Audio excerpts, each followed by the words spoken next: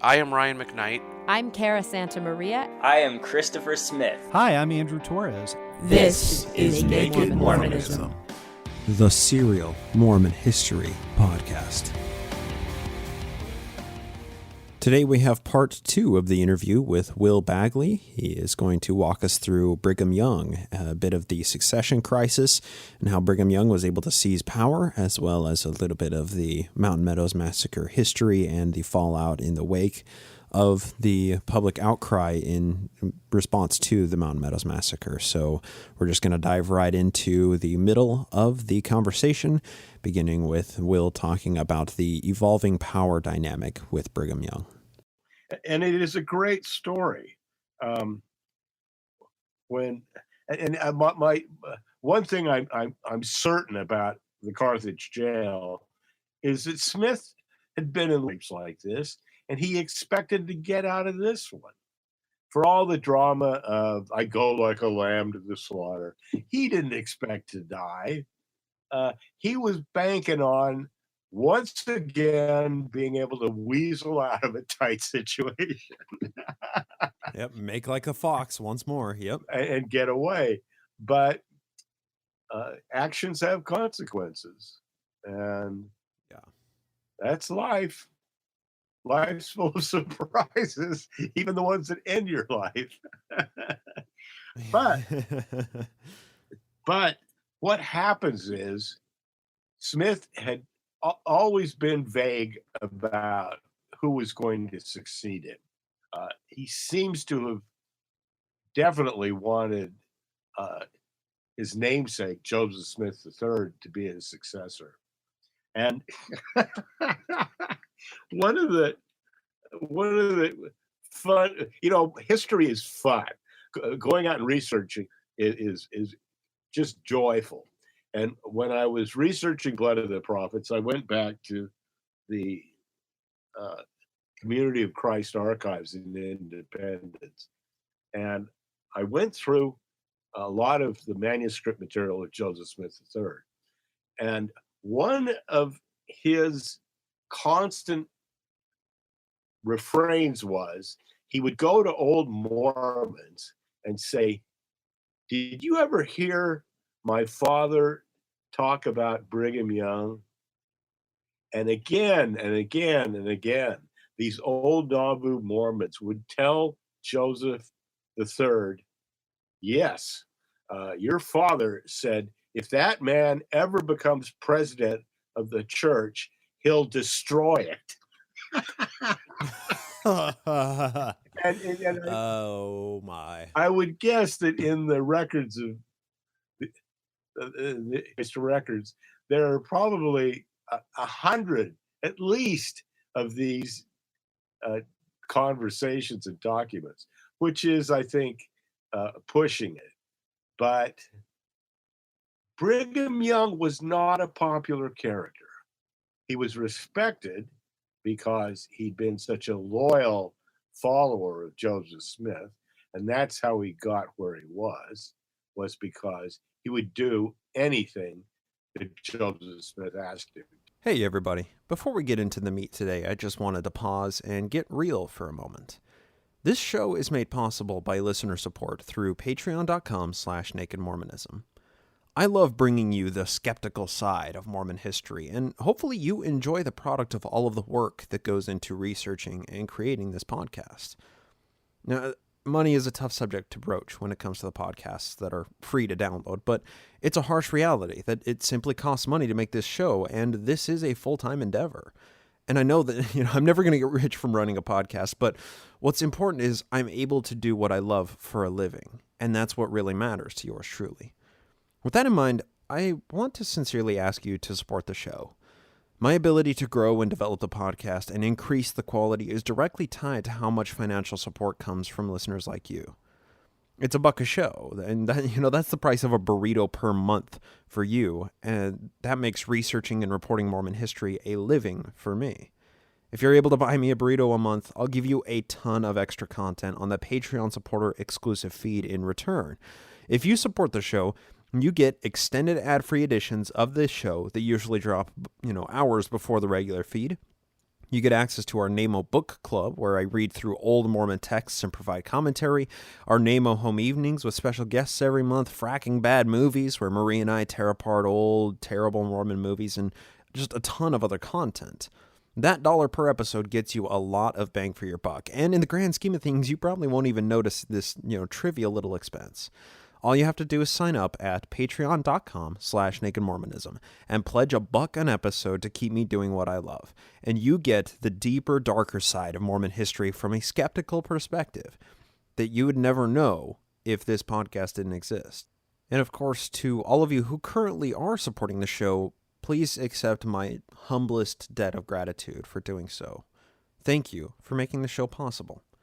At the end of this episode, you'll hear something that I hope to do more in the future, which is only possible because of your generous support. So, thank you. With that, let's get back to Will Bagley so he can give us an overview for what the coming years of this podcast holds as we quickly approach the Utah years of Mormon history. So I want to maybe get a little bit meta with Joseph Smith compared to Brigham Young here, just the differences in personality, because we have Joseph, this charismatic guy. He's just, he is the subject of whatever his, whim du jour that day happens to be. He's the center of the Whereas universe. it seems like that as well. I see Brigham Young much more as a cold, calculating kind of pragmatic, a pragmatist, as somebody who could take a ledger book and find all of the red lines and turn them into black lines. As somebody who, who thought about every jump before he actually took the leap. So there seems like a significant divide in personality styles here. And one of these personality styles is great for cultivating a new charismatic religious movement, whereas Brigham Young's personality seems like it's better for a systematic streamlining of a religion, a religion based on projected growth numbers and current tithing income as opposed to expenditures, and whereas Joseph is just like the party boy, right? So I wonder if you don't mind kind of just giving us your thoughts on the differences between these two prophets that we see. My friend and mentor, Dave Bigler, who was very conservative, always liked to liken Bill Clinton to Joseph Smith. And I have to agree, even though I'm a liberal Democrat and he was a tub-thumping right-wing Republican, that he was right, that both Smith and Clinton were big, strapping, charismatic, confident predators, sexual predators, who had every bit of confidence in themselves and believed in nothing but themselves. But in contrast, Brigham Young is very much like Donald Trump. He has a deep sense of his own inferiority. He's dramatically uneducated, and whatever he accomplishes, and he's never comfortable with where he is. And he doesn't even try to replace Brigham Young as a prophet. He replaces Brigham Young as a corporate leader, and he builds the corporation. And I think that's the distinction. But who Brigham Young is like Trump, who has no confidence in himself, who is an outrageous fraud, who has been running the long con. And that's what Brigham Young learned from studying Joseph Smith so closely for 13 years, was 14 years, how to run the long con. And he also learned a lot about how not to be caught for your crimes. And what he learned from Smith was, as you're committing a crime, create the act. And he does it. And that's why, despite a career of murder and theft and terrorism, Brigham Young dies under indictment for murder, but he's never convicted of a crime. Maybe he is convicted of Well, his divorce of Analyza Young doesn't go well. Let's leave it at that. But that's how I see the contrast in personalities. And Brigham Young is every bit as insecure as Donald Trump is, which is in many ways sort of pathetic. Okay, pathetic, but I see equal amounts of being pathetic as terrifying, because I know what Brigham Young was able to accomplish, and we're still, at the time we're recording this, the nukes haven't gone off yet. We're still in the infancy of Trump's leadership and the long-lasting effects of it. But I want let's use this opportunity to get into Brigham Young and what he was able to accomplish and how he was able to do it. Because, August of 1844 was his power grab. He basically snatched the majority of the Mormons out of Sidney Rigdon's clutches through a very complicated, 1 day long revival, basically. Well, and then subsequent machinations after that. But go ahead. One of Brigham Young's many talents was he was a mimic. He could make fun of people, and he humiliates every one of the apostles one after another by mimicking them and skewering their pretensions. It's also one of the nastier elements of his personality. But what he does in Nauvoo, and let's face it, Sidney Rigdon was about as attractive and charismatic as an old shoe. People had been down the Rigdon Road for a long time, and Joseph Smith had tried to figure out ways to get rid of this guy who had been so important in defining and creating Mormonism, but he was he was a despicable blowhard. And he he was a vestige of an older time too. He was so reminiscent of what Mormonism was, and Nauvoo Mormonism was nothing like Kirtland Mormonism. Exactly. I feel like there was an active effort for Joseph to displace himself from the Kirtland roots and try and distance himself from Sidney Rigdon by any means necessary, even just keeping him on as, emeritus, fellow president of the church. Exactly. And also, Rigdon does what all dumb speakers do, and Mormon speakers to this day do, which he drones on and on and on. And he talks for hours in the hot August, swampy bottom Nauvoo sun. And then Joseph Smith gets up, and who does he start mimicking? He starts mimicking Joseph Smith. Or Brigham Young gets up and starts mimicking Joseph Brigham Smith. Young does, yeah. And he, well, what? Okay, I'll rephrase that. What does, after the blowhard finally stops, and everybody's close to being exhausted, I think they take a break, and then Brigham Young comes back, and what does he do? He begins mimicking the dead prophet. He's very good at it, and it becomes what I call a Nauvoo miracle that occurs in the Great Basin, because there are no contemporary accounts that say, oh, and as we were sitting there, we witnessed the mantle of Joseph descend onto Brother Brigham.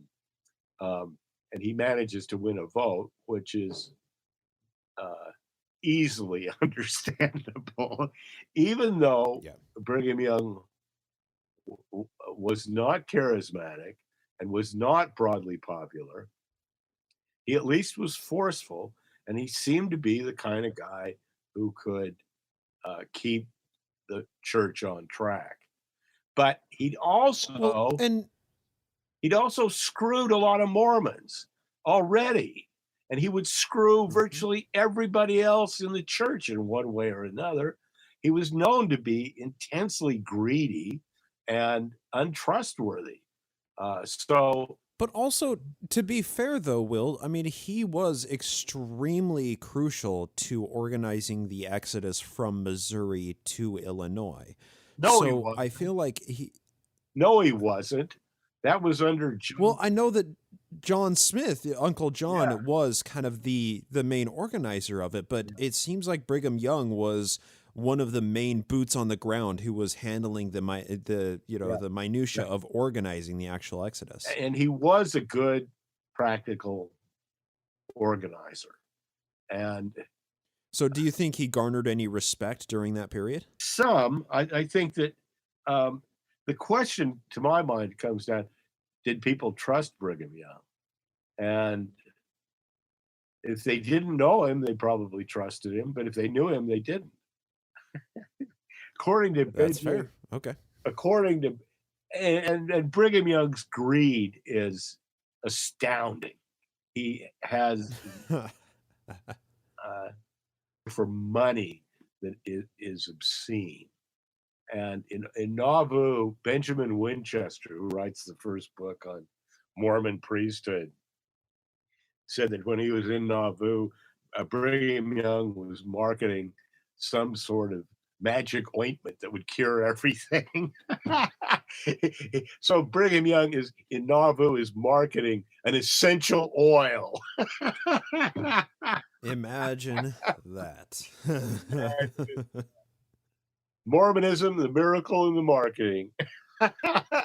Yeah, right. The Ponzi scheme before Ponzi was born. But again, he is not yet president of the church. He's president of the Quorum of the 12. And their claim to being the successors of Joseph Smith is actually pretty shaky. And William Law and Wilson Marks, whatever, is it William Marks? Yeah, as state William president Marks, yeah. in Nauvoo.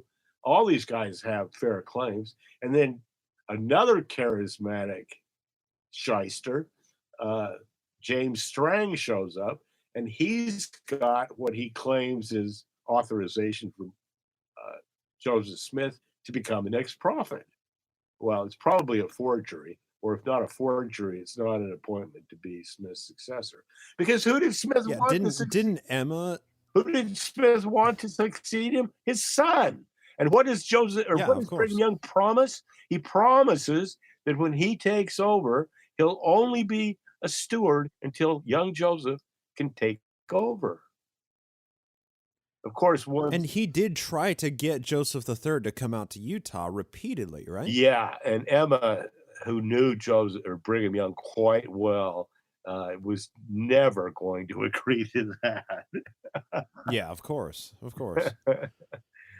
And thus kicked off the entire reorganization. So let's focus in on Brigham Young then, with his exodus of the Mormons out to Utah, the Great Basin, landing in July of 1847 here. Yep. It was a rough and tumble period of American frontier history. Obviously, a lot needed to be done in order to make Utah, or, well, I guess it was Mexico territory at the time, hospitable for the Mormons living there. And, one of the more salacious aspects of this was galvanizing the Mormons to either trade with or exterminate the Native Americans, right? Because we have a finite amount of resources and thousands of Mormons piling into Utah. Something has to give. So what happened there, Will? Well, it is the high point of Brigham Young's career.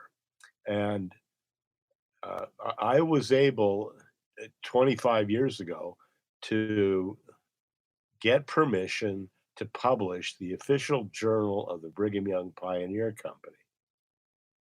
And that the Pioneer Camp of the Saints, which is Thomas Bullock's trail journal, became the first volume of Kingdom in the West.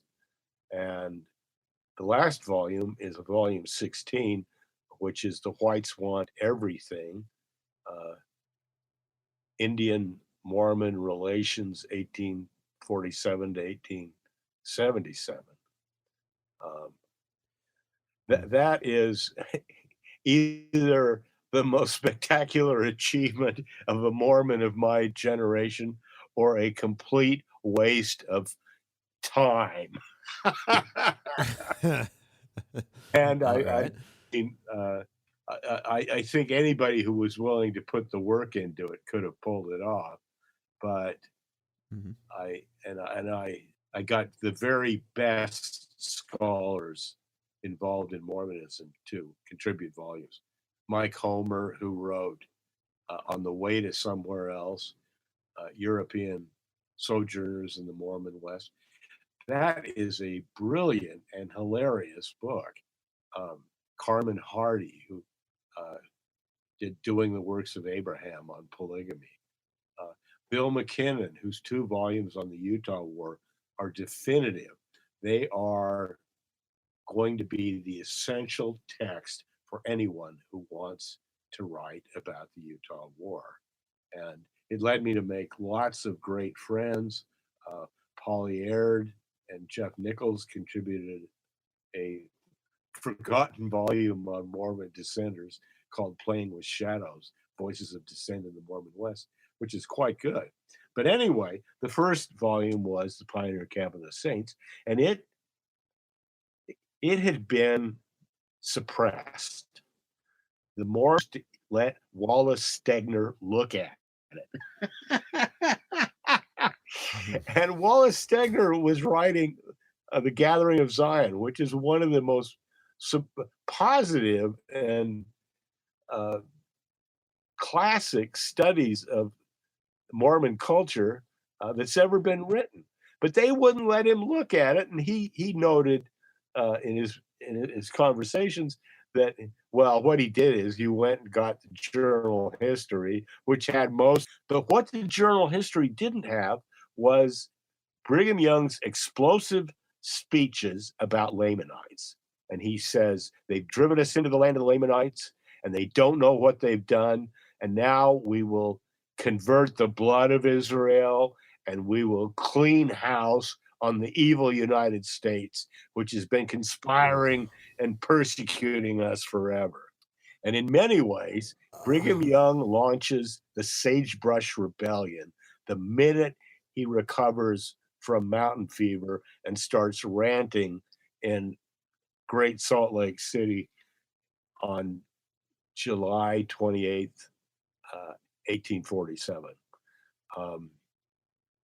But at the same time, history is a process of discovery. And the trouble with being a devout Mormon historian is history is about revelation. So why do you need to research anything? Because God's revealed all of ancient America history to us. It's all that we've really got. And you really don't want to go into that research business because you'll discover that nothing in the Book of Mormon matches what we know about ancient America. Nothing. There's not a shred of linguistic or anthropological or archaeological evidence. And now we've got what you could call definitive scientific proof that that the Book of Mormon is an entirely fabricated 19th century creation, which it is, which is obvious. Yeah, and largely plagiarized at that, too. Well, whenever inspiration didn't arrive, Joseph Smith would he'd crack open the most boring book in the whole Bible. It's amazing he didn't read more of Leviticus into it.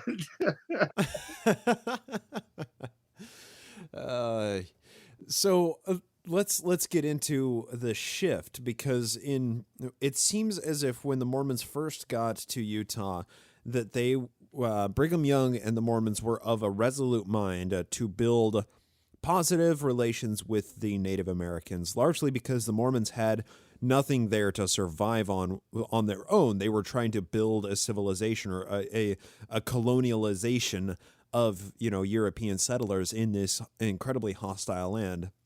But in what I think it was January of 1850, there was this meeting that it seems like that was kind of the turning point. That was the inciting incident where it said we need to use them up.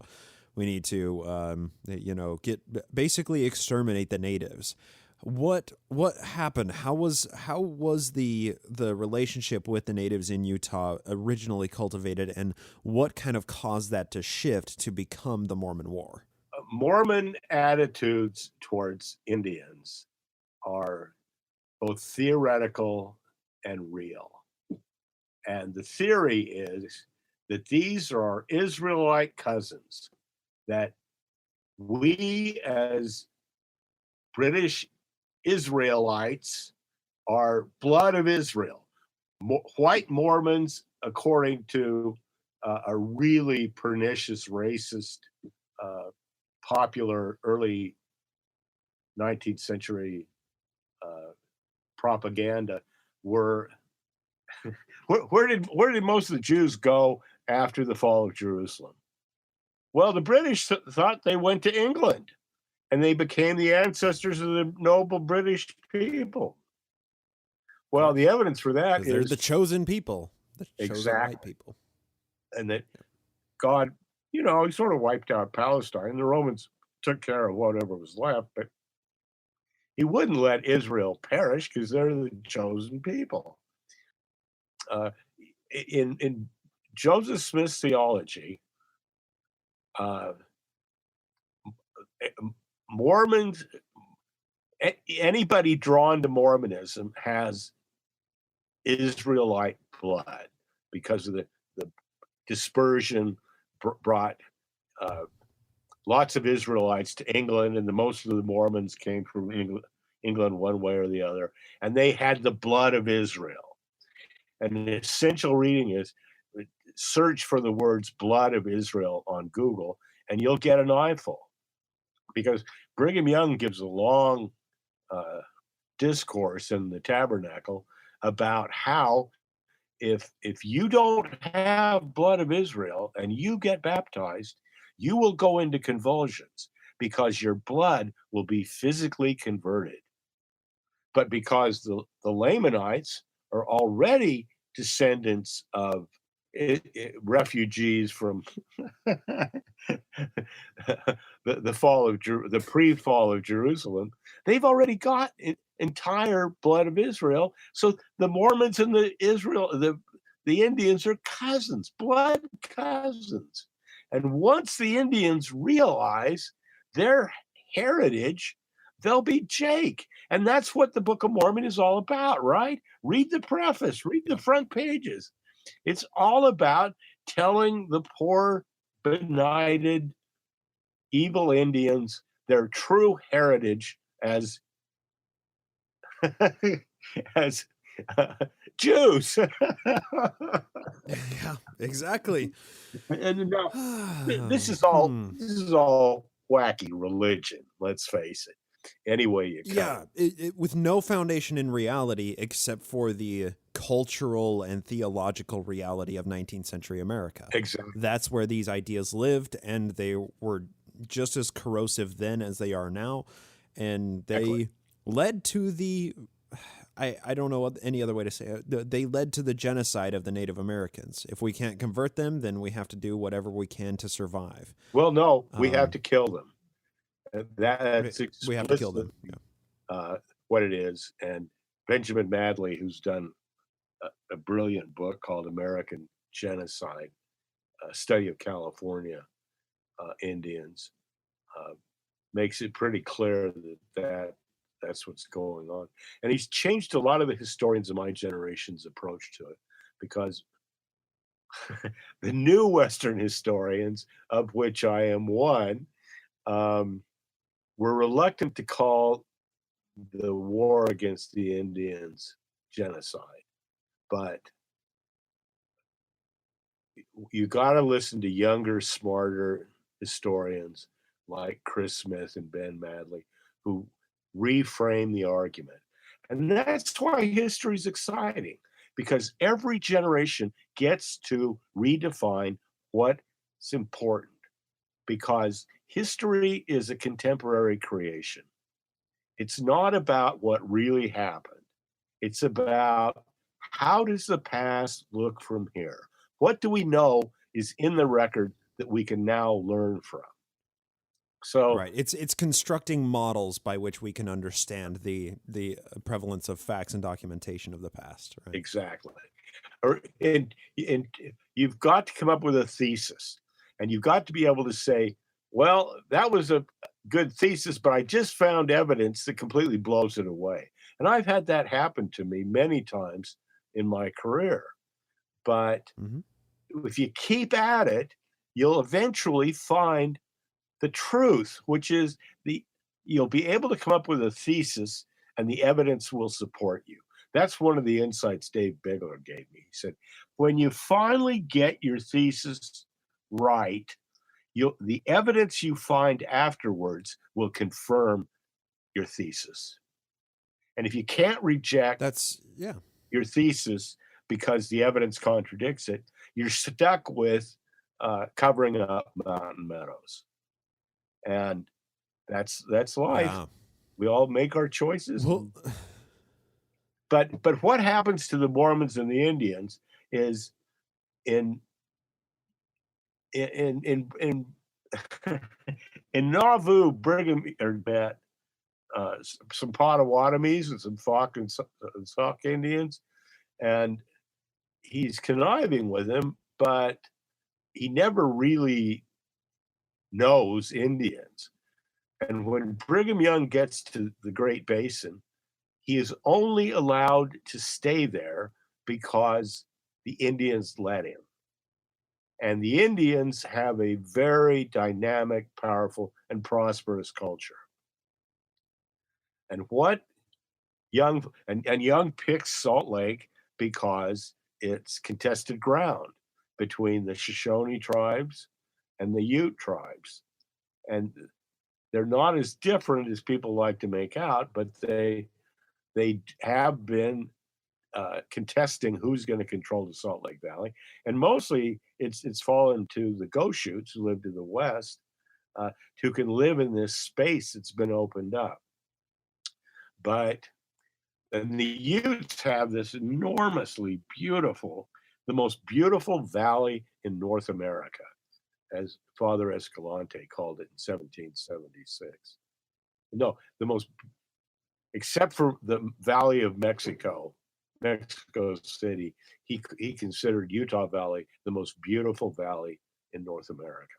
But anyway, so the Utes are doing fine down on the Provo River, where they've got enormous food resources, and they follow their annual rounds. The Shoshone, both cultures are able to go. The bison have all died, probably due to weather and overhunting in the mid 1840s, and they're still able to travel, as the Utes and the Shoshones do, to where there's still bison and still maintain something of a bison culture. But what Brigham Young finds is that he's dealing with extremely powerful, cohesive, dynamic human beings. And he sees them as inferior and as evil, but essential, because they will be the battle axe of the Lord. And there is a really perverse element of Mormon theology, that the America's Indians, as Lamanites, will be the cutting edge of the apocalypse, that they will destroy the evil forces that get in the way of the blood of Israel, which is the Mormons and the Indians. Well, that was a common 19th century theme, was whoever could Christianize and band together all of the Native Americans, they could control the entire frontier west.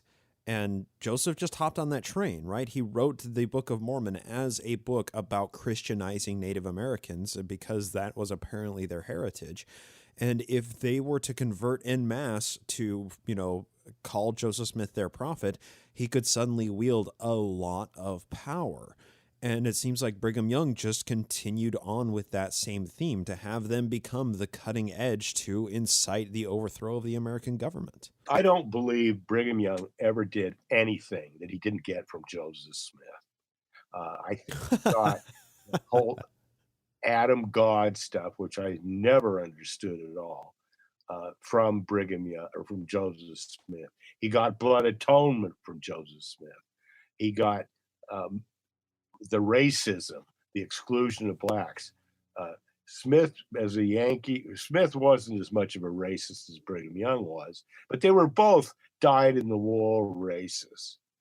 And the attempt to throw Brigham Young under the racism bus for the black doctrine is dishonest. And I think it's possible that Brigham Young did some freelancing on theology, but not much. I see him as a complete devout follower of his martyred friend, and his purpose, he says again and again, is to carry out the work of Joseph. So why would he be running off and inventing something like Adam God, which if anybody can figure it out, please explain it to me. Although I doubt if I'll listen because I don't care. But it's such a trifling concept. It is, and what happens to Brigham Young with the Indians is he runs into real Indians, and what happens to the Indians is they run into the disastrous consequences of a white invasion. Well, because they thought that the Mormons were a transitory population, right? That they'd be moving on, and that the natives would continue to retain Utah or Mexico territory, right? Nobody'd ever stayed. They'd been through Spanish and fur traders and lots of other visitors, but they never had anybody who wanted to live in the Great Basin. But the Mormons had other plans, and what American Indians did, and this is across the board throughout the American West, they felt that they could get along with the whites and make mutually beneficial deals. That's why Indians allow overland immigration. They see that white magic technology, gunpowder, steel, knives and guns, and horses, all this technology is powerful. And they've seen maybe as much as 90% of their population destroyed by diseases, which their magic is helpless against. So they're eager to adapt get as much technology and adapt it as quickly as possible. So the Utes and the Shoshones envision a mutually beneficial arrangements, but let me just dovetail off of that, because you made the point in Blood of the Prophets that Brigham Young was very, very exclusionary when it came to selling guns to the natives. And we shouldn't view Utah Mormon history with, it was like, the Mormons versus the natives and the natives lost. It was more that Brigham Young would make amicable trade and partnerships with natives when it would benefit him. Of course, Chief Wakara is one of the primary examples of this, but as soon as a relationship like that turned sour, he would turn, and then, the Nauvoo Legion would use them up. And I think it's worth pointing out that he did create an active campaign to not allow the Mormons to trade firepower to the natives, whereas they could trade other commodities that they needed. But he was very sure to make, to keep any white technology, white magic, guns and any armaments like that out of the hands of the natives, because I mean, let's be honest, that would have become a bit of a roadblock when he did eventually execute the plan to, rid the state of the Native Americans. So that seems like a pragmatic approach to the native relations that Brigham Young cultivated. Yeah, but now that I know more about Mormons and Indians, they're constantly giving Indians gunpowder, and the Indian leaders get firearms.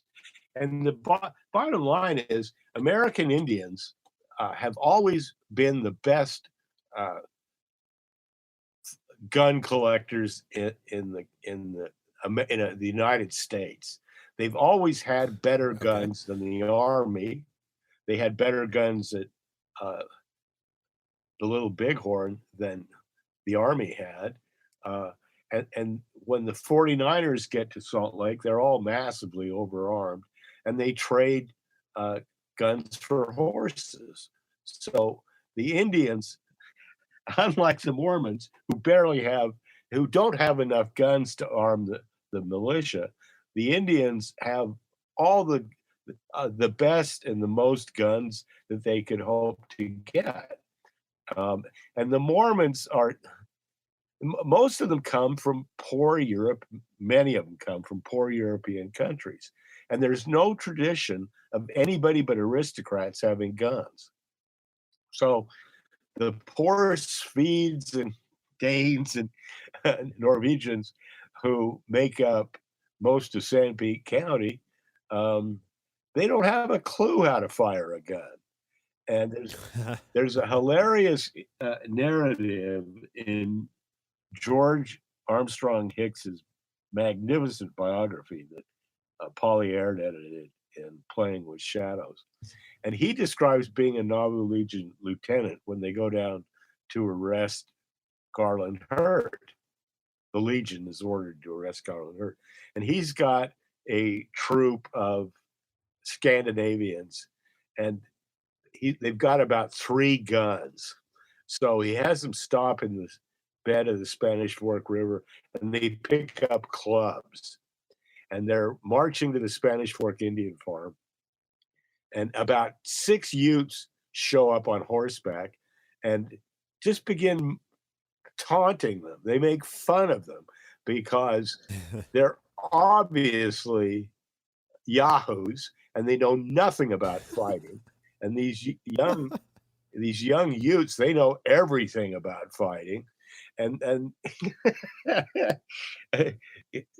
the story that Hicks tells is hilarious. He says, well, my men saw the Utes and started running, and they didn't stop until they'd gotten back to Goshen. So Brigham Young's military ambitions are preposterous. And if the United States Army had gotten into a fight with the Nauvoo Legion, the Legion had, not the Legion, but the Standing Army, had about 1,000 mounted troops that Thomas Kane said were pretty good. He said the rest of them are worthless. And the 1,000 troops were young frontier Mormons who'd grown up in the West on the frontier, were as used to riding and as skilled at it as Indians. So you've got this set of pretensions. Mormon's always been pretentious, except in the case of the Mormon Battalion, where they turn out to be damn good soldiers. And to this day, Mormons are very good soldiers. But in terms of building a military force to oppose the Indians, it never worked. The Black Hawk War turns into a total disaster. And you wind up with border wars, which are the bloodiest and most ruthless of any form of war in North America. Let me take another approach to the career of Brigham Young. One thing that I'm struck with, Will, is the Mormon Reformation period. And I think this exhibits the a trajectory of Brigham Young's power that I think it can't be easily summarized. But for someone who has never heard of or does not know or is completely unfamiliar with Utah history and the Mormon Reformation period, can you tell us about that kind of through the eyes of Brigham Young's leadership and the trajectory of his, evolution of power? Okay. The trouble with being a autocrat of any sort, whether you're a king or a tyrant or a Nazi leader, is the king can do no wrong. And you can never admit that you've screwed up. Now, in the mid 1850s, 1854 and 1855, Utah is hit by a disaster. And people may have actually starved to death. If they don't starve, they're at least on the borders of it. And as Bob Carter, the Bard of Utah County, has pointed out in his article on fish and famine, it's only the fish resources of Utah Lake that save the Mormon population from straight up starvation. But Wow. in this context, you also have the disaster at South Pass caused by Brigham Young's handcart scheme, which is what it was called at the time, which is a grotesque and inhumane attempt to make people do the work of draft animals. And it is the point at which I lost any respect whatsoever for Brigham Young. But Wow. Okay. essentially, every piece of rational evidence indicated that the Mormon experiment in the Great Basin was over, that it was a disaster. So, who are you going to blame? Well, you can't blame the king, can you? And you can't blame God's regent on earth because he can't make mistakes. And that model of leadership where you can't make mistakes is dangerous. And what do they do? Who do the Mormon leaders choose to be the scapegoats? They choose the Mormon people. And you see this happen again and again and again. It's never the sins of the people that are causing all the trouble. Exactly. If they were righteous, the end of the world would have happened and God would come back and everything would be shake. But they're evil and they sin. And there's been entirely too much nookie going on in this territory. And now the government, Buchanan's troops are coming to take over, and unseat Brigham from his governorship throne, right? Well, that's after the worst excesses of the Reformation, which in many ways contributes to the confrontation with the United States Army. But what the genius leaders, the first presidency decides to unleash is what they call the Reformation, that they're going to get the people righteous again. And you get Jedediah Grant, who is as close to a raving maniac as any Mormon leader has ever been, who goes out. He was colloquially called the Brigham's sledgehammer. Is that correct? That's one of his nicknames. And he's a humorless theocrat.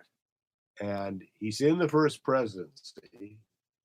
And he goes up north and he starts castigating the saints and calling them to repent.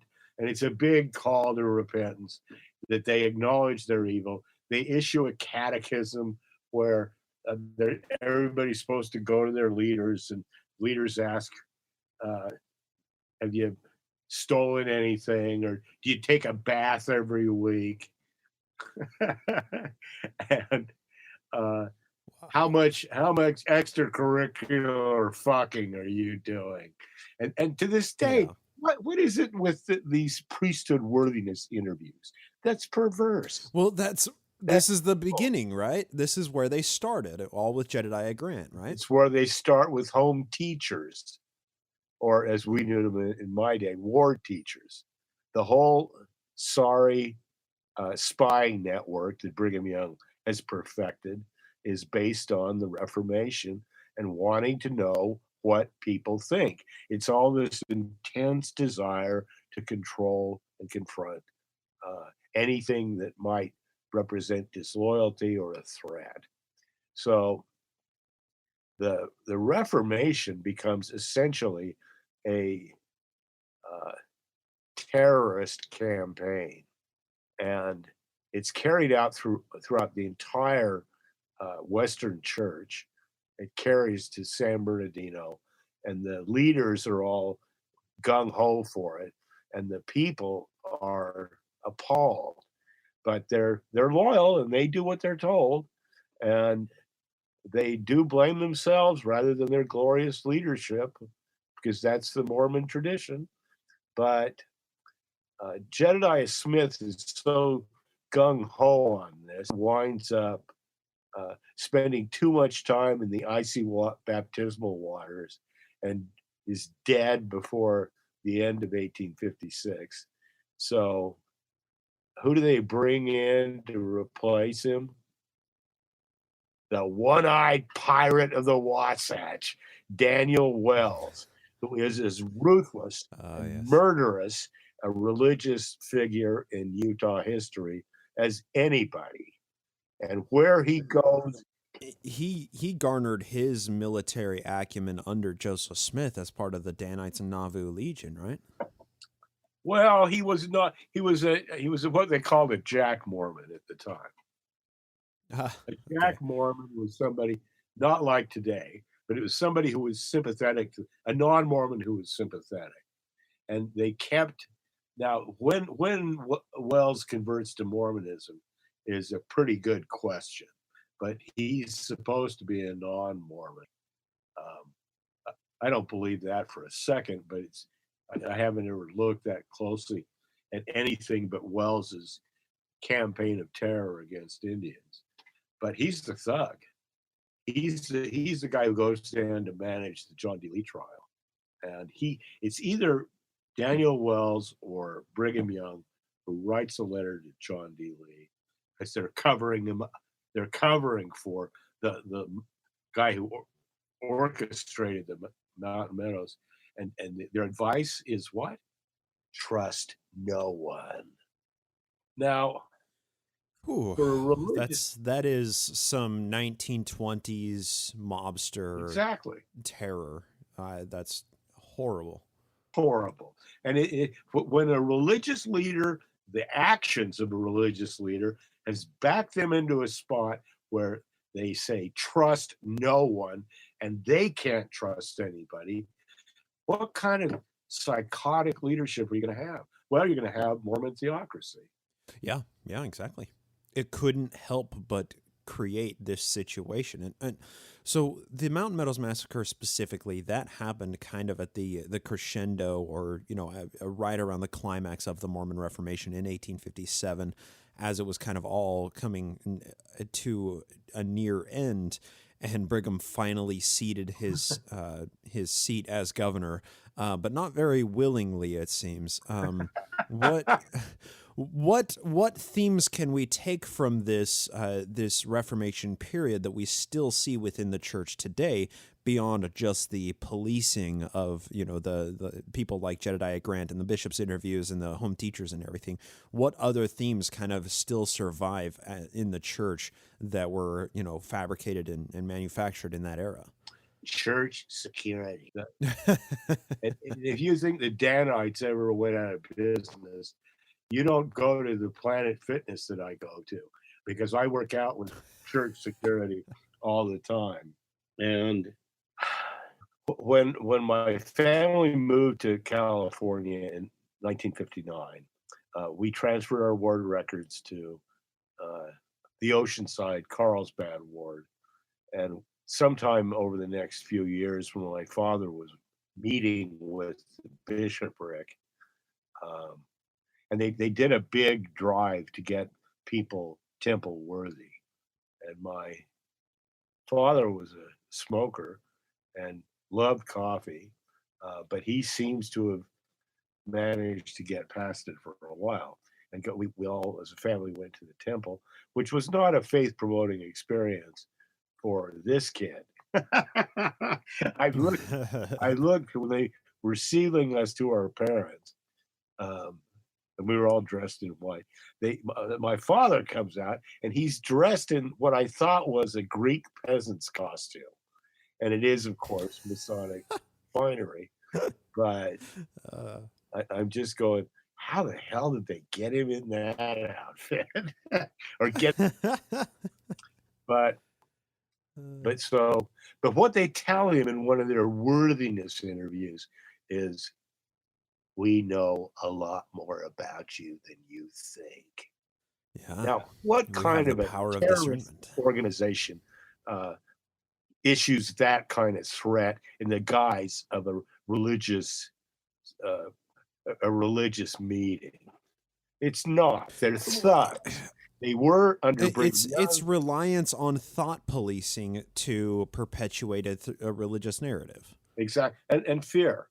It's a matter of keeping the flock in fear, because they're sheep and we're the goats. Anyway, I'm not mad about this, but I do get angry at some of the crap that these entitled religious authorities claim for themselves. People should get over it. And I'll tell you, one of the when I was in my early adolescence, and I figured out that it was all hooey, and I read Mark Twain's Letters from the Earth. It was really fun to experience his liberation, to see that the 19th century Protestantism that Twain was making fun of, was Mormonism was even funnier than that. And that you didn't have to be scared of these guys or wonder about whether it was true. It obviously wasn't true. It was preposterous. Mm-hmm. The notion that an angry God would murder every one of his creations except some drunken Jewish family who, for some reason, pleased him. I guess they killed more goats and sheep than anybody else. But the whole stories, if you just step back and go, how come God didn't come talk to me? I never seen any angels. I can't imagine what I would do with a golden book that weighed 300 pounds. but it's the sense of liberation from these preposterous stories, and the fact that you're on your own and you get to make your own calls and decisions. And I found the freedom I discovered when I figured out that Mormonism was a fraud, entirely joyous. And the trouble with the system that Brigham Young and Joseph Smith created is that it entraps people. And Dave Bigler used to tell me Joseph Smith made liars out of a lot of good men. And I think that is one of the many consequences. Because Mormons, for the best part, are fantastic people. They're mostly ethical. But I must say that when you sent me an email and it said Brother Bagley at the head of it, I thought, I need to tell Bryce that when somebody calls me Brother Bagley, I assume they're after my money. Because that generally seems to be what it's all about, affinity fraud. Yeah. Yep, exactly. I have a couple of questions here that I'd like to kind of conclude with today, and they may be only obliquely related to everything that we've covered in our conversation here. But very first off, I want to ask this question. All logistical constraints ignored, if there was one person in all of Mormon history that you could interview, who would that be? Porter Rockwell, hands down. Really? Oh yeah. Wow. I'd That was a love quick answer. Okay, tell us why. I'd love to hear the story from Port's own lips about um, what did he think about. I would say, well, Porter, I think you were. It's clear you were very devoted to Joseph Smith, and I wonder how would you explain that.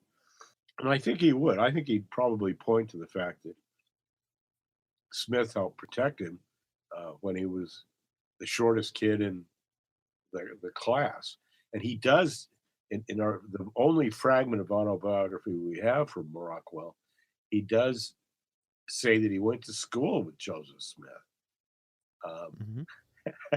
and I think part of that is that um, Smith wanted to do anything but farm work. So he's he's almost 10 years older than Rockwell. He's probably at least 8 years older. So even going into the classroom was better than going into the turnip patch to weed the turnips. But Hmm. Well, I think Porter Rockwell would make such a fantastic interview because he was there for everything, right? oh From yeah, through all of Joseph's years, all of Brigham's years. Porter was an integral piece of Mormon history from beginning to his very last days. And, he didn't seem like he was under the same spell as the devout chapel attending Mormons were. He operated by his own devices, but it seemed like he was a blunt instrument that could be pointed in one direction, and whichever direction that was, that Brigham Young or Joseph Smith dictated, he would carry out whatever wherever they pointed him to. At least that's my read on Porter Rockwell. and my read is that he uh, he did follow like every other Mormon at the time. He had to make a choice between the alternative claimants and Brigham Young, and he just cast his lot with Brigham Young, and he wanted to go west anyway. That's where his direction had been the whole time. So, Mm-hmm. but the question I would really like to know was, what did you think of Brigham Young? Because my Huh. impression is it was Brigham Young's greed that Bill Hickman says drove him away from his devotion to Mormonism. And I think that, Wow. and Hal Schindler told me that he thought that the Bacon murders, which was all about a murder for hire, that is exclusively, it was about murder for money. And guess who ordered it? It was ordered from the very top with old brother Brigham, who never saw a nickel that he didn't want to put in his own pocket. And the brutality of that murder, and they botch it. And it's like the only murders by Danites we know about are the ones they blow and the ones they completely screw up. Right. We But don't know about all of the people that were fed to the catfishes. exactly, we don't know about their successful murders, but we sure know a lot about the Aiken murders, and we know a lot more than Hal Schindler did. We know everybody who was murdered. We know their names. We know how the sequence of orders were passed down. There's evidence in the Brigham Young papers of Brigham Young getting a letter from one of the victims of the murders that puts Brigham's bloody fingerprints all over the act itself. And I think Porter Rockwell already had a long run up to alcoholism by that time. But I think that by the end of the road, he could see through Brigham Young as clearly as everybody else could. And one of Brigham's least least lovable features is he betrays all his old friends, even Heber C. Kimball. So, what do you do with a brute like that? In 2007, when the Mormons came out, I was at the top of my game, I felt, and I thought I could write a proposal for a Brigham Young biography and get $1 million advance for it. Like all Americans in our capitalist system, I've always believed that I would get rich. Partly because in Huckleberry Finn, Jim tells Huck that he's going to be rich, and Huck goes, "Oh, come on, you're a slave," and he says, "No, I got a hairy chest, and men with hairy chests get rich." So based on that piece of folklore, I was sure I was going to get rich, and being the genius that I am, I decided that I would write a sample chapter on the handcarts, because what would anybody with half a brain write about if they wanted to sell a Brigham Young biography? The 56 flavors of wives. But me, I got to go for the handcarts. And I'd long suspected there was something just didn't smell right about the whole story. And the more I dug into it, the worse it got. And it produced what I titled Two-Wheel Torture Devices, The Mormon Handcart Disasters, 1856 to 1860. And the Journal of Mormon History, which published it, retitled it as One Long Funeral March, but it was one of the most brutal acts in the history of the West. It leads to the largest loss of life in the entire history of the Oregon-California Trail, and it is entirely unnecessary. And what is the prime cause? The greed of the richest man in Utah, and that is Brigham Young. So I get trapped into this vortex of finding out more and more and more about the handcarts, and the church has put up all this information, and I wound up, after I published it, I finished the article and published it, and I learned about the steam engine and the other garbage that Young insisted be hauled back down from Fort Bridger, rather than the starving, freezing people he lured into the Rockies. But it was only when I worked on my latest book, South Pass, which came out a long time ago, that I discovered why was Brigham Young so obsessed with getting the wagons in A.O. Smoot's freight train into Salt Lake. And it wasn't, Smoot had written Young a letter saying, well, we've had a hell of a trip. We never had enough oxen, never had enough teamsters. The books have gotten wet. So I'm going to leave the steam engine and the groceries and the books and the glass and the threshing machine at Fort Bridger and come into town. And he sends that by special express to the old boss, which is what his lieutenants called Brigham Young.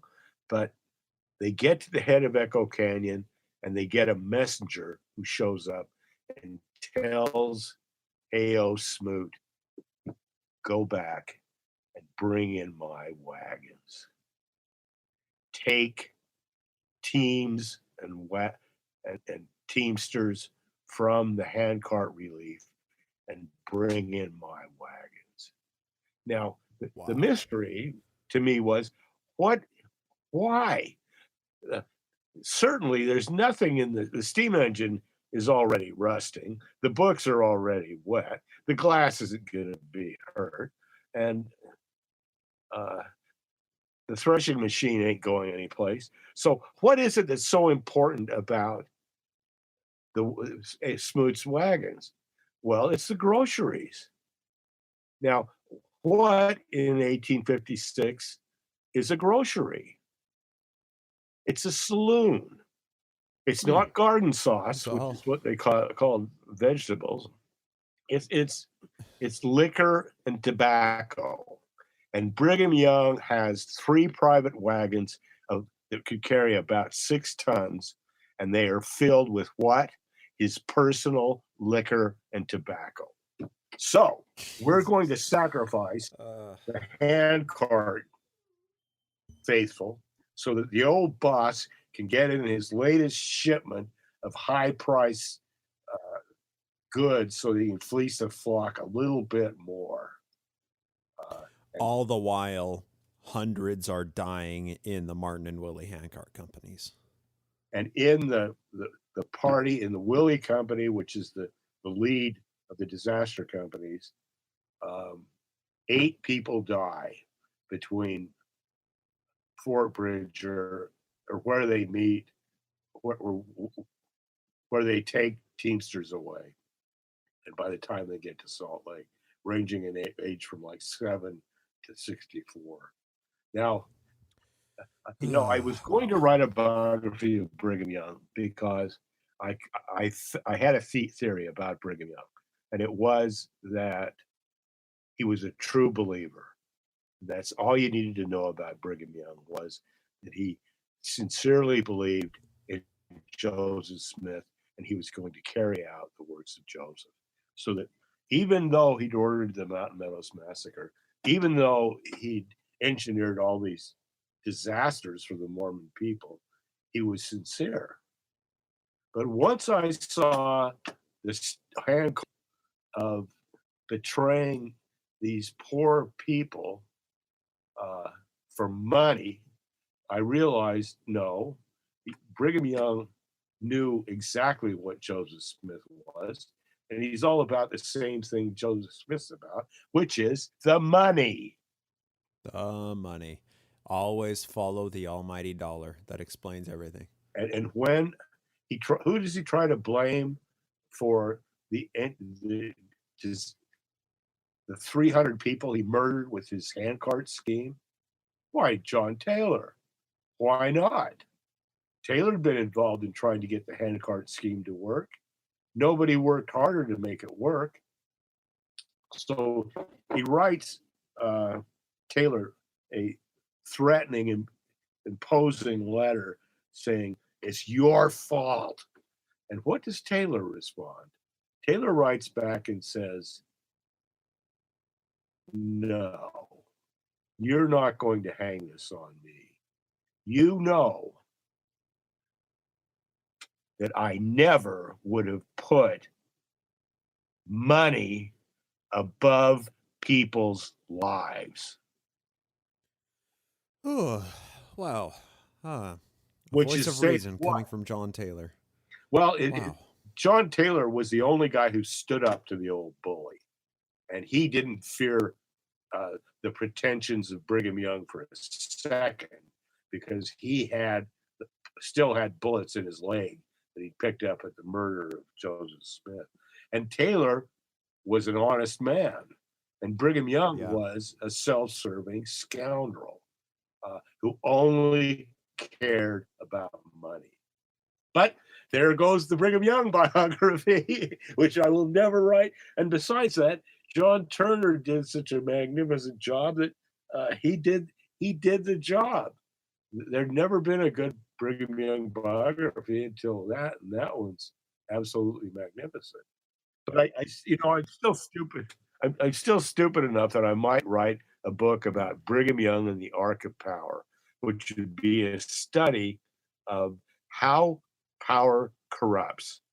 And it would be 3 parts: achieving power, using power, and losing power. And Hmm.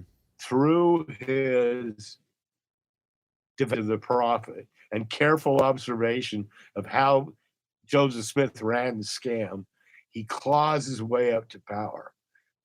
It's 1:00. And one of the aspects of the pioneer camp of the saints that's so important is it shows how Brigham Young got to be prophet, seer, and revelator of Mormonism. The apostles did not believe they had the power to name a new prophet unless they had a testament from Jesus, a personal appearance.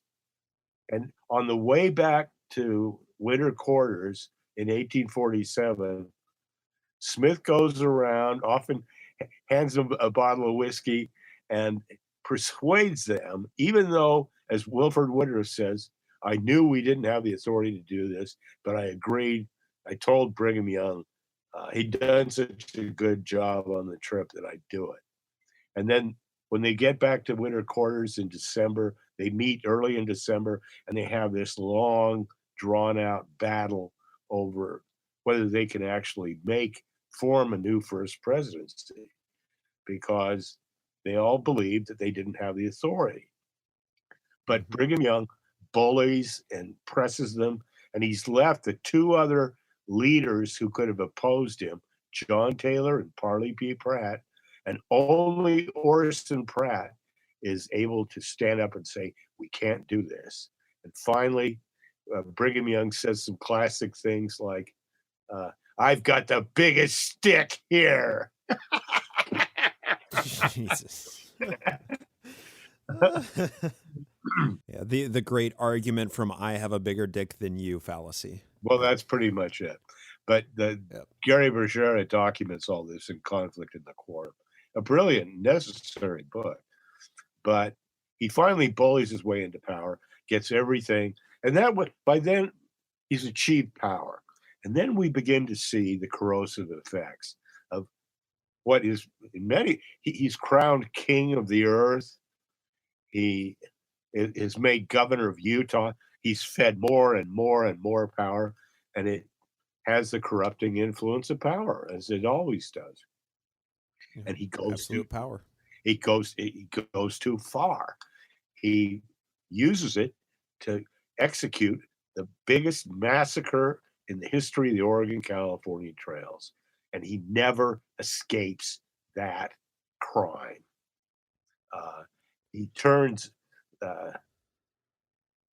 He brilliantly manipulates the end of the Utah War and survives that disaster. But and the Mormons from under Brigham Young, he really begins setting up their PR firm, which is essentially the most powerful element of Mormonism today.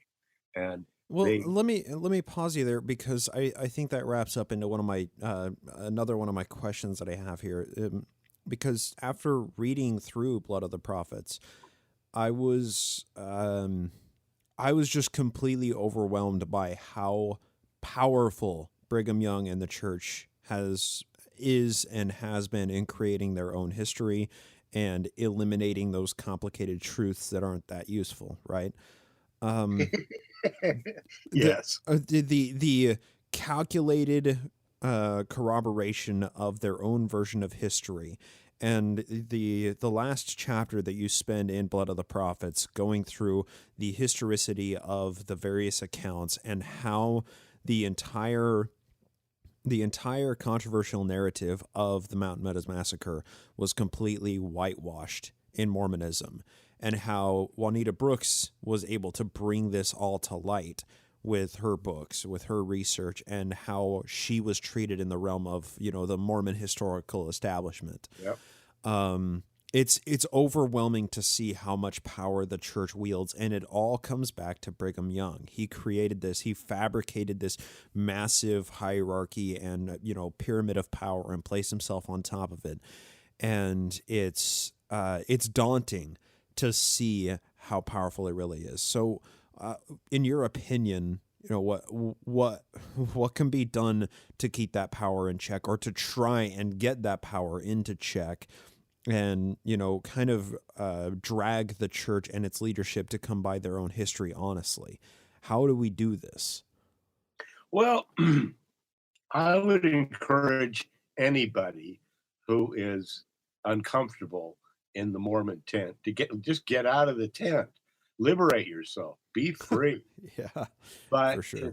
if you love the church, which I never have, um, and you want to stick with it, do what people who are agitating to end these intimidating, awful bishops' interviews. Insist Yeah. that there be a third party present, because the church is going to be facing enormous disasters in how it's paid off child sex predators, and it offers nothing for young people. It offers less than nothing for women. So they put the entire future of Mormonism in peril by hewing to the oldest guy wins doctrine. Didn't work for the Right. Soviet Union, won't work for the corporation and the president, which is what the Mormon church is. And I'm convinced that it's entirely possible that someday an honest man will be the last president of the Mormon church. And Oh, that seems like a pipe dream at this point in time. except for the structural vulnerability, which is that it's all one man.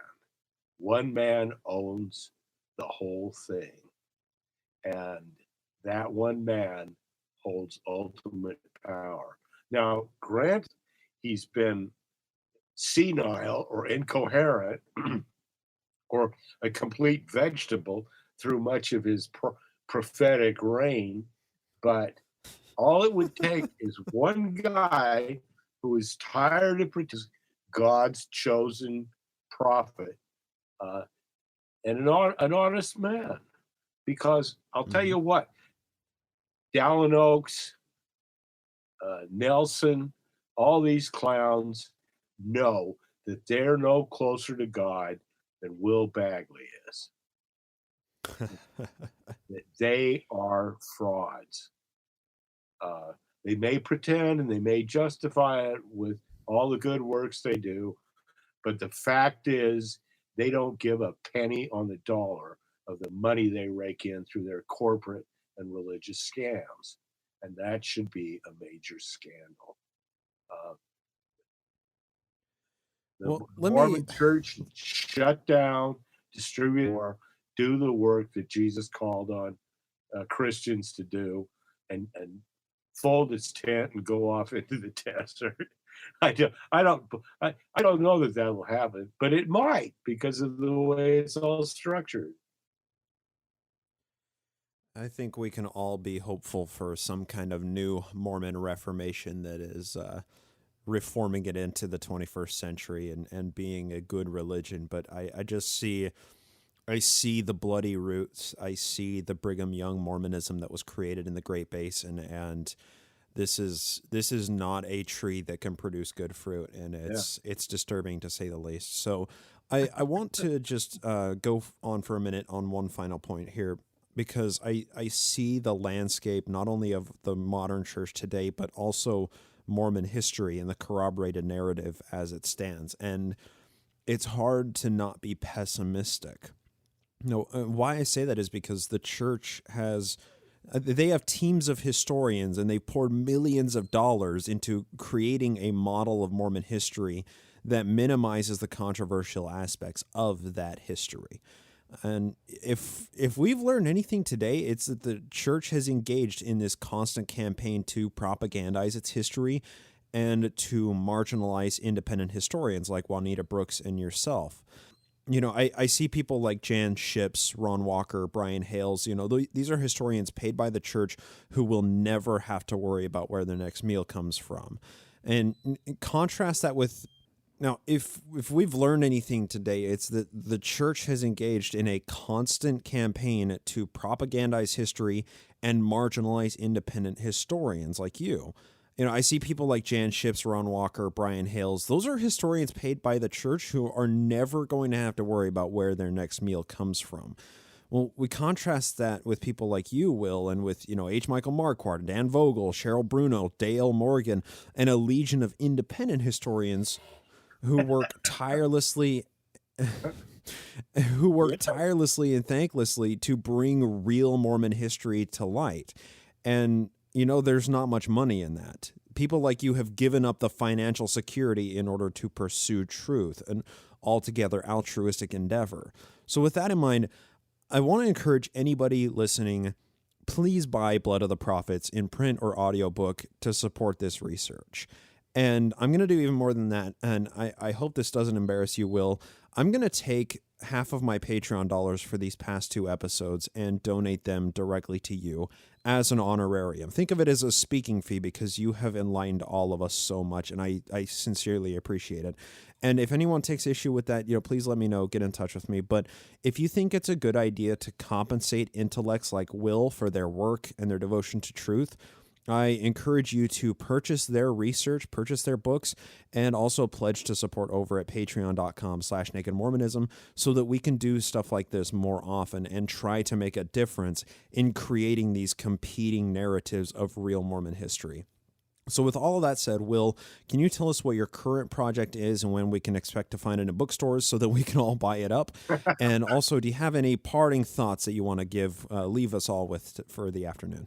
Yay! Send money! In some ways, I sort of think that somebody's been looking out for me because, let's go back to 1997. I was absolutely broke. I had a house payment coming up. I didn't know where the next dollar was coming from. But no, it was 1998, I guess.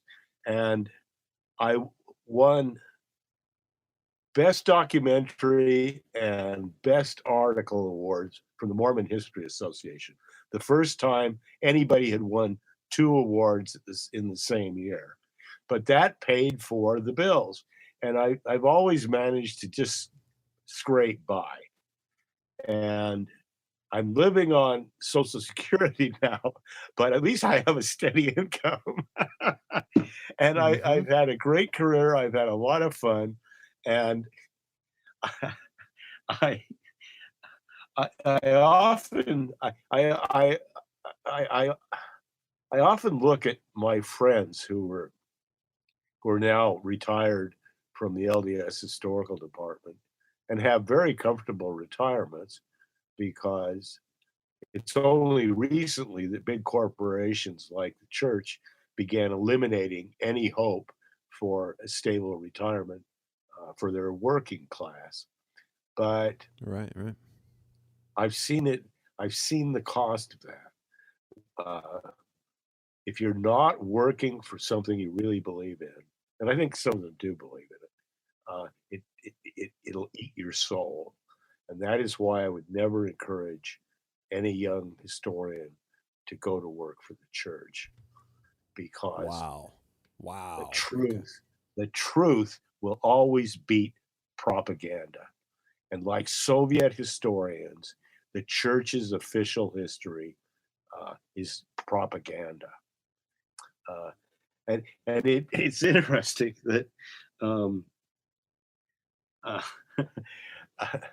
as much fun as I've had, and we're coming up on annual royalty payments, of which I get as little as $187 a year. But party. Yeah, generally I've done okay, and I've created what all historians want to do, which is leave a legacy. And I'm friends with Richard White, who has been president of the Western History Association. He's been president of the American History Association. has written fantastic books on the Gilded Age and the railroads, and was one of the founding fathers of the new Western history, and is a really decent human being. But I was talking to him at the Wallace Stegner Centennial, where we both spoke, and to show what a brave historian Richard is, he stood up and said, "You know what? Wallace Stegner was not a good historian." And I think Wally was a better historian than Richard does, but Richard's a lot smarter than I am. He's now a Stanford professor. But the subject of the Mountain Meadows Massacre came up, and he commented to me, when I heard how much money the Mormon Church was spending to refute your book, I thought, what greater validation could any historian ever ask for? And so, with that, I take great comfort, even though it is unnerving to have a corporation spend between 10 and $20 million to, quote, Rick Turley, refute Bagley at every point. And for all the money they've spent, and they're still spending it, they have yet they can't get past the cover-up. And they've published the cover-up part 1, and they're working on cover-up part 2. But I'll tell you what, I think with Blood of the Prophets, I'm going to own that story for a long time. If that wasn't read Innocent Blood, because Innocent Blood is even more powerful. And if that's not enough, read The Mormon Rebellion, which has an updated But that said, I'm currently working on Volume 3 of Overland West. I'm halfway through my 4-volume epic history of the Oregon California Trails. Next year, The Whites Want Everything will conclude the 16-volume documentary history of Mormonism, Kingdom of the West. And I've also, for something entirely different, I've written a book called This podcast is produced with the help of Julie Better Briscoe Than as Google, production assistant LexisNexis, and director of social media, and Brian the Zingaheen creation of as the world's first dynamic search engine. okay. Prairie Dog Press will be bringing that out sometime next year, I think. And plus, Signature Books is going to publish a book I wrote in 1975 and have since updated, and it will be called, it's now called River Fever, Adventures on the Mississippi, 1969 to 1972. So after years of being dormant, I'll have a flood of new volumes for fans to enjoy. And Bryce, thanks so much. This has been a fun conversation. I owe you a massive debt of gratitude for coming on and sharing so much with us. Needless to say, as I continue to progress my personal studies into the Utah era, I thoroughly look forward to consuming a lot more of your information. And just thank you so much for coming on. And I look forward to seeing you at Sunstone as well as at the live show coming up this next week. All right, that's going to do it for part 2 of the interview with Will Bagley. I hope you all enjoyed listening as much as I enjoyed conducting the interview with him. Will has an incredible ability to jump on one topic and go, and that his ability to effectively communicate Mormon history is something that I revere, and I really want to thank him once again for coming on to the show. And once again, if you are a supporter on patreon.com, you get an extended edition of this episode. There's a lot of conversation that doesn't fit anywhere in the episode that we cut out and put at the end of the Patreon edition episode. So those of you who support the show, thank you so much for your support. We will thank our newest patrons on next week's episode when we resume our regular historical timeline. But just needless to say, thank you very much for your financial support and our ability to fund having, historians on like this. I really hope to continue to do this in the future. Thank you so much for listening. I'll talk to you next time here on the Naked Mormonism Podcast.